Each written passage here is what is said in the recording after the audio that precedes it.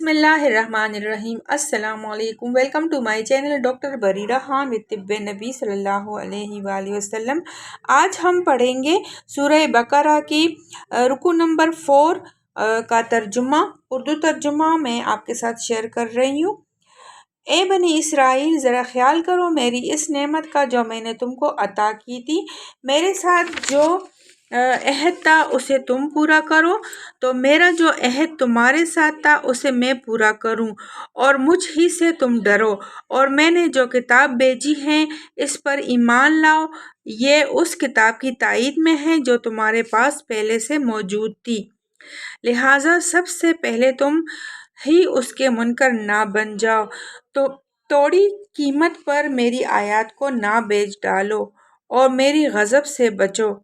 باطل کا رنگ چڑھا کر حق کو مشتبہ نہ کرو، اور نہ جانتے بوجھتے حق کو چھپانے کی کوشش کرو۔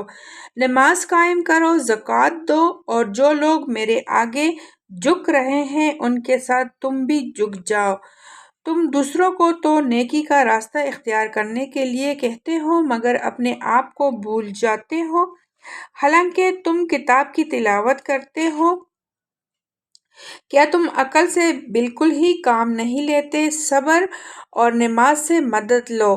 بے شک نماز ایک سخت مشکل کام ہے، مگر ان فرمانبردار بندوں کے لیے مشکل نہیں ہے جو سمجھتے ہیں کہ آخرکار انہیں اپنے رب سے ملنا اور اسی کی طرف پلٹ کر جانا ہے۔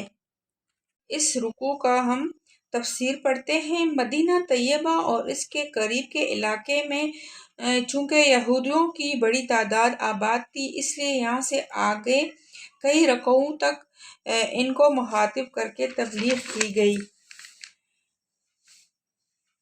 تھوڑی قیمت سے مراد وہ دنیاوی فائدے ہیں جن کی خاطر یہ لوگ اللہ کے احکام اور اس کی ہدایت کو رد کر رہے تھے۔ حق فروشی کے موازے میں خواہ انسان دنیا بھر کی دولت لے لے، بہرحال وہ تھوڑی قیمت ہی ہے، کیونکہ حق یقیناً اس سے گراں تر چیز ہے۔